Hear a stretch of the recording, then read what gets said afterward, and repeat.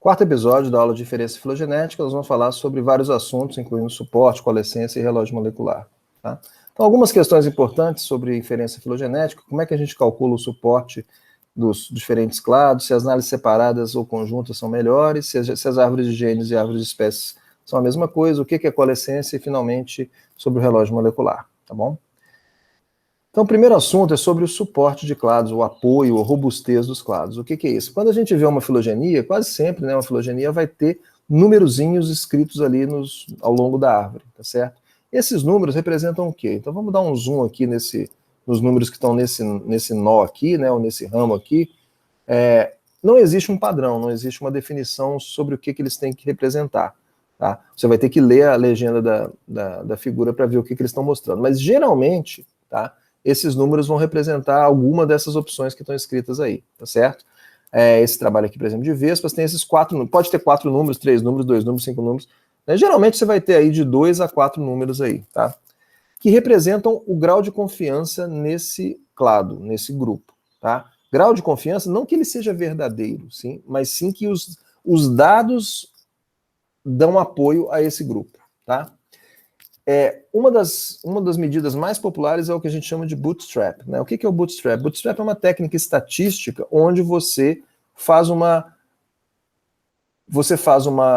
replicação dos seus dados e faz uma pequena perturbação. Então você pega a sua matriz de dados, você multiplica ela 100 vezes, e em cada uma dessas 100 vezes você vai fazer uma pequena perturbação. Você vai, por exemplo, trocar uma coluna de dados por outra. Tá? Você vai apagar uma e colocar outra no lugar, tá certo? É uma pequena perturbação. A ideia é saber o quanto que essa pequena perturbação atrapalha os seus dados.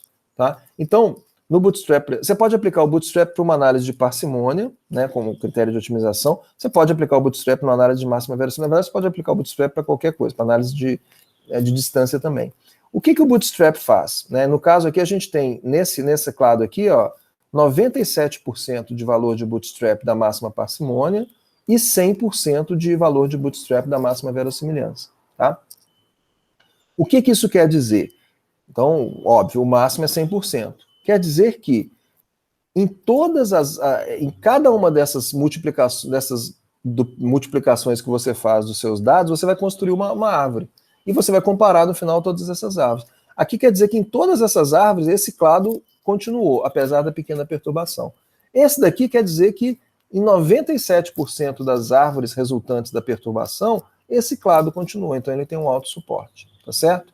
Um suporte menor que 50%, ele não é um suporte, tá? Basicamente. Um suporte próximo de 50%, vamos dizer 60%, é um suporte fraco. Só em 60% é que esse clado ficou. Ele foi destruído em 40%, tá? Então, não existe um número de corte, tá? Como 95%, não existe isso. Quanto mais próximo de 100, maior o suporte. Quanto mais longe de 100, próximo de 50, pior é o suporte, tá? Então, um suporte de 75, 80 é um suporte mediano, razoável, tá bom? Outra forma de calcular, que só é possível na inferência bayesiana, é o que a gente chama de probabilidade posterior. A inferência bayesiana, ela usa uma probabilidade prévia e calcula uma probabilidade posterior, certo?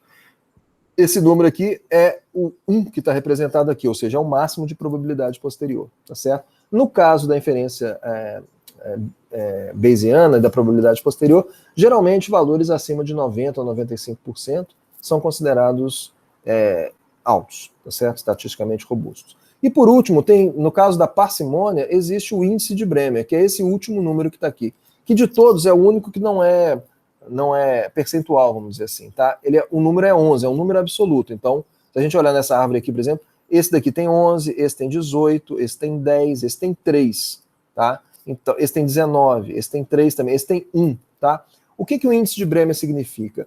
É um índice de parcimônia. Então, quantos passos a mais eu precisaria para quebrar esse grupo, tá? Então, quanto maior for o índice de Bremer, mais passos a mais eu precisaria, ou seja, quanto maior o índice de Bremer, mais robusto esse grupo é. Então, se a gente comparar, por exemplo, né, esse clado que tem 11, tá, comparado com esse clado aqui, ó, dessas duas espécies que tem 3, esse clado aqui tem um índice de Bremer muito menor do que esse daqui. Você vê que os números são mais ou menos proporcionais. O índice de Bremer é baixo, o bootstrap aqui, no caso da parcimônia, também não é baixo, né, mas é bem menor, né, aqui é 97, aqui é 78, né, 87 aqui também para para o Bootstrap já é um número alto, né? Mas não é tão alto assim quanto 100, né? E aqui a inferência bayesiana 91, 0,91, né? 91% versus 100%, tá? Então, geralmente esses suportes, eles andam mais ou menos juntos, tá? Quando o suporte é alto com uma análise, geralmente ele é alto em outras, mas não necessariamente, tá bom? Então, quando você vê os números, você vai ter que ler a legenda da figura para ver o que esses números estão representando. Mas, geralmente, eles estão representando mais comum valores de bootstrap, probabilidades posteriores no caso da Bayesiana e, no caso de parcimônia, o índice de Brenner. Bom, uma questão importante que a gente tem na inferência filogenética é se a gente deve fazer análises separadas ou juntas, né, quando você tem dados, por exemplo, moleculares e morfológicos, ou até dados moleculares de diferentes moléculas, diferentes genes, por exemplo, tá? Mas geralmente esse dilema é mais em relação a dados morfológicos, tá bom? A gente pode, por exemplo, fazer análises separadas, tá? Pegar os dados moleculares, fazer a nossa análise. Os dados moleculares geralmente são maiores, né? São matrizes maiores do que de dados morfológicos. Pode fazer a nossa análise de dados morfológicos. Pode ser que você encontre diferenças, por exemplo, nessa daqui A é mais próximo de B e nessa daqui B é mais próximo de C. Aí o que você pode fazer? Você pode fazer um consenso, tá? Tem diferença também porque... porque tem diferença também porque alguns táxons podem estar presentes numa análise, por exemplo, E está presente nessa análise aqui, mas não está aqui. Aqui você já tem F, que é uma outra espécie, tá? Então você pode fazer um consenso que daria uma árvore assim, tá certo? É uma possibilidade, tá? Uma outra possibilidade é a análise combinada, você juntar os dados morfológicos moleculares, fazer uma supermatriz, uma matriz só, com todos os dados. Nesse caso, você não vai ter dados morfológicos para a espécie E, tá? Você talvez só tenha dados moleculares, e para a espécie F você não tem dados moleculares, né? Talvez seja um fóssil, por exemplo, que você não tem dados moleculares, tá? Nesse caso aqui, você teria essa árvore aqui, ó. Se você inferir a filogenia de uma vez, você teria essa árvore aqui, ó, tá? Então, lembra que a árvore de consenso, você tem uma politomia de ABC. Já quando você faz a inferência junto, você tem A mais próximo de B, tá? Então você tem mais resolução nessa árvore, tá certo? Então muita gente defende que, na verdade, em vez de fazer separado e fazer o consenso, você deve fazer a evidência total. O que é interessante, é uma boa ideia, é uma tendência que vem ficando popular. No entanto, pode ser que você esteja juntando coisas que estejam indicando filogenias diferentes. Por quê? Aí que vem a questão. Porque as árvores de genes não necessariamente são iguais à árvore das espécies que estão carregando esses genes. Então é a questão de árvores de genes e árvores de espécies, tá certo? Isso tem a ver com a coalescência, tá? O que é a coalescência? Coalescência, você diz quando você tem dois alelos, por exemplo, no presente, tá? Então imagina que você tem aqui, né, duas espécies, você vai comparar um alelo dessa espécie com um alelo dessa espécie, tá? Esse alelo está presente aqui porque ele foi herdado ao longo das gerações, ao longo da genealogia, tá? Então lembra, né? Então aqui você tem indivíduos dessa espécie aqui transmitindo genes, na verdade aqui é o passado, aqui é o presente, então eles estão transmitindo genes do passado para o presente, né? Isso que a filogenia representa, lembra disso? Aí o que acontece? Se a gente for traçar a ancestralidade desse alelo verde com esse alelo roxo, tá? Olha aqui, a coalescência está aqui, ou seja, aqui é aquele ponto do ancestral comum desses dois alelos. Tá? É a partir desse ponto que eles divergem, né? Antes disso, eles eram um alelo só. Tá? A mesma coisa com o alelo azul que está aqui na espécie 3. Ó. Você vai ver a coalescência dele, é aqui, ó, né? Aqui seria a coalescência desse alelo azul com o ancestral do alelo verde e roxo. Certo? Então isso daqui está sendo representado aqui, né? Você tem o azul, né, o roxo aqui, verde, roxo aqui, e o verde saindo para o lado de cá, tá bom?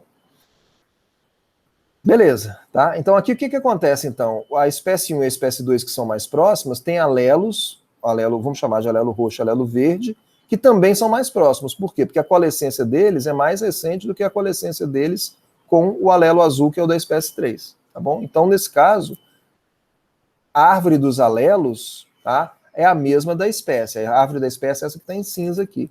1, 2, 3 e o 3 irmão. Agora, vamos olhar esse exemplo aqui. Você tem a coalescência do alelo azul da espécie 3 com o da espécie 2, está acontecendo antes da coalescência do alelo roxo lá embaixo. Tá? Nesse caso, a árvore dos alelos é essa daqui, ou seja, 2 e 3 estão mais próximos entre si, tem um ancestral comum mais recente, que é essa coalescência aqui, do que com o alelo roxo, que está na espécie 1. Tá? Então, o que acontece aqui? A árvore dos genes, desses genes que estão representados com essas cores, é diferente, a topologia é diferente da árvore da espécie. A árvore da espécie é a mesma do lado de cá. Tá? A espécie 1 é mais próxima da espécie 2 do que da espécie 3. Mas esse alelo que está presente na espécie 3 é mais próximo da espécie 2 do que da espécie 2 em relação à espécie 1. Tá?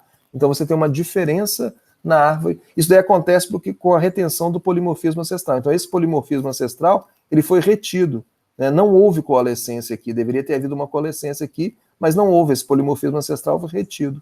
Tá? Isso gera essa incongruência da árvore de genes e árvore de espécies. Tá bom? Isso pode ser resolvido, geralmente é resolvido hoje em dia, pela filogenômica, ou seja, você sequencia o genoma inteiro. Tá? Então, quando a gente compara, por exemplo, o genoma de humanos, chimpanzés e gorilas, tá certo?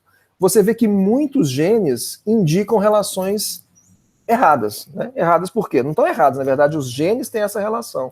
Tá? Então, para muitos genes, os genes de chimpanzés e gorilas estão mais próximos entre si. Tá? Então aqui o que é isso? Daqui são os cromossomos, tá? Todos os cromossomos, né, homólogos entre humanos, chimpanzés e gorilas, e aqui é a porcentagem de genes que indica a relação, em roxo seria a relação de chimpanzé mais próximo de gorila, tá? E aqui em cima, em branco, chimpanzés mais próximos de humanos. Então você vê que a vasta maioria, né, a maioria dos genes indica humanos mais próximos de chimpanzés, tá certo? Em alguns cromossomos, por exemplo, no 9 aqui, você tem parte desse cromossomo que são totalmente assim, no 1 também, mas você tem também muitas partes desse genoma que estão indicando essa relação aqui, tá? Em função dessa árvore de genes não ser a mesma da árvore de espécies, tá certo? Então uma maneira de resolver isso é ter uma árvore genômica, você ter todo o genoma e aí você tem, então por isso que a gente acredita hoje, a gente tem bastante evidências que humanos são mais próximos de chimpanzés, né? Inclusive evidências genômicas. E por último, gente, vamos falar sobre o relógio molecular. O relógio molecular é algo que vocês já viram antes, né, principalmente em função da evolução neutralista, né, que explica o relógio molecular, mas é uma observação empírica de que quando a gente compara o tempo de divergência entre espécies e o número de substituições no seu DNA, a gente vai ver que existe uma correlação muito forte entre esses dois fatores, tá? Que está expressa aqui. Então, aqui é o tempo de divergência e aqui é o número de substituições no eixo Y, tá? Então, quando a gente compara, por exemplo, humanos e cangurus, tá? A gente tem, né, 125 milhões de anos e esse grau esse número de substituições nesse gene aqui, por exemplo, tá? Humanos e vacas já tem um ancestral mais recente, uma divergência menor. Um cachorro e uma vaca tem um ancestral mais recente, tem substituição menor, e assim por diante, tá? Então, quando a gente pega espécies muito próximas, né, a gente tem divergências menores, moleculares, e a gente tem tempo de divergência menor. Então, isso daí indica o quê? Que a taxa de substituições ao longo do tempo é mais ou menos constante, tá certo? Isso daí é explicado pela teoria neutra. Por que ela é constante? Porque a grande maioria das mudanças, das substituições moleculares, são neutras. Elas não mudam o fenótipo. Elas ocorrem de maneira neutra. Mudanças, por exemplo, na terceira posição de um gene codificador, tá certo? Ou mudanças em genes que não são codificadores, em introns, por exemplo. Tá? Essas mudanças elas são invisíveis para a seleção natural. Então elas estão operando, né, estão evoluindo sob deriva genética. E sob deriva genética, essas mudanças são relativamente constantes ao longo do tempo, tá? Só que a gente tem taxas diferentes, né? Então tem alguns genes que têm uma taxa mais alta de evolução e outros que têm uma taxa mais baixa de evolução, tá? Então são diferentes relógios, para um relógio, vamos dizer assim, para cada gene. Então o cromossomo Y, né, por exemplo, o DNA do cromossomo Y, o DNA mitocondrial, tem taxas mais altas de evolução, tá certo? Enquanto que alguns outros genes da lactase e outros aqui têm taxas mais baixas de evolução, tá? A gente pode representar isso como né, essa inclinação, né? Quanto mais alta a inclinação, aqui é tempo e aqui é substituição de aminoácidos, quanto mais alta a inclinação, maior a taxa de evolução. Então, isso daqui é muito rápido, intermediária e baixa. E a gente pode combinar diferentes, né, genes para nos dizer diferentes histórias de diferentes tempos, né? Então, por exemplo, a gente pode usar genes mitocondriais para resolver a relação entre diferentes cetáceos, né, as baleias e golfinhos, que são eventos mais recentes, vamos dizer, nos últimos 100 milhões de anos, e a gente pode usar genes nucleares ribossomais de RNA para estimar divergências maiores que ocorreram ao longo de 400, 600, 800 milhões de anos, como, por exemplo, no caso da divergência dos principais grupos de animais. Tá? Então, de acordo com a taxa de evolução, a gente pode usar genes diferentes e pode usar o relógio molecular para poder calibrar as nossas árvores, para poder botar uma data nas nossas filogenias e poder produzir, por exemplo, um cronograma. Bom, esse foi o último episódio da aula 4 de inferência filogenética. A próxima aula vai ser sobre o conceito de espécies.